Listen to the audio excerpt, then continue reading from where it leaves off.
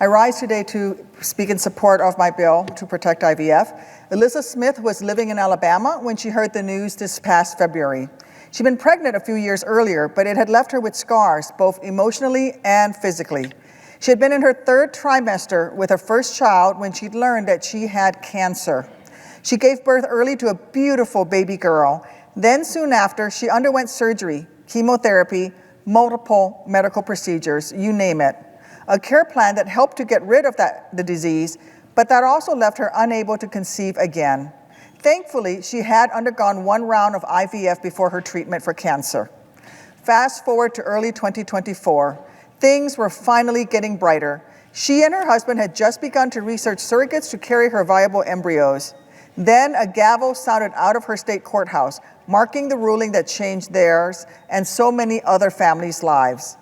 On February 16th, the Alabama Supreme Court declared that frozen extrauterine embryos created through IVF should be considered children under state law, a ruling that painted would-be moms and their doctors as criminals, and one that uprooted the dreams and began the nightmares of aspiring parents as IVF clinics statewide soon paused treatments out of fear that their doctors and patients could be punished for trying to start families. Alyssa was one of these women. Now, it seemed like her desperately hoped-for wish of growing her family was snatched away by an extremist court that either had no idea or simply didn't care about everything that had gone into trying to turn her dreams of a family into reality. Alyssa's story is exceptional, but it's not the exception. For so many women, that lifelong hope of having children is now stuck in a hellish limbo as they remain uncertain whether more states will follow Alabama's lead, as they're forced to live in fear that Republican success come November would even further imperil their right to try to create a family, as they remain unsure whether living in a red state under a Trump presidency could mean getting jail time for committing the supposed sin of needing modern medicine to bring into the world a baby to nuzzle and swaddle and love. Look, I was actually stationed in Alabama many times throughout my 23 years of military service. And I didn't know it at the time, back then, but infertility would become one of the most heartbreaking struggles of my life. My miscarriage more painful than any wound I ever earned on the battlefield.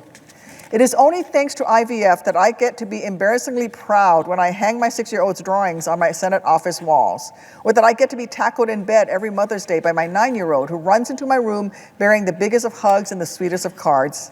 So excuse me if I find it a bit offensive when a bunch of politicians who've never spent a day in med school hint that those of us who've needed the help of IVF to become moms should be sitting behind bars rather than lulling our babies to sleep in rocking chairs. My apologies if I take it personally when the same folks who rely on NRA blood money to get elected suggest that women like me are committing acts akin to murder when all we're trying to do is create life and not have to suffer through more miscarriages. You know, right after the Alabama ruling came out, I came to this very spot and begged my GOP colleagues to help me pass my bill that would set the simple standard that no doctor or hopeful parent could be criminalized for IVF, and Republicans blocked it. This was days and days of the GOP claiming to support IVF. This was after they claimed to support reproductive health. This was after days of them claiming that they actually gave a damn about the women in this country. Naturally, that was all untrue, all a ruse to mislead voters. And at this point, it's obvious. The only thing they care about is kissing up to the trial room Trump and bowing down to the most extreme wing of their party. Things like common decency or common sense doesn't even register anymore. It comes down to this: every woman deserves to be able to be called mama without being called a criminal. That's why today I'm trying once again to pass legislation that would enshrine into law every American's right to IVF, now called the Right to IVF Act. If Republicans actually care more about protecting women's health more than they do about getting invitations to Mar-a-Lago, then all they have to do to show it is to help me move my bill forward. Because, look, struggling with infertility is hard. Using all your savings to go through round after round of IVF is hard. This vote? Well, that's one thing that's actually really simple. Vote for it. Madam President. The senator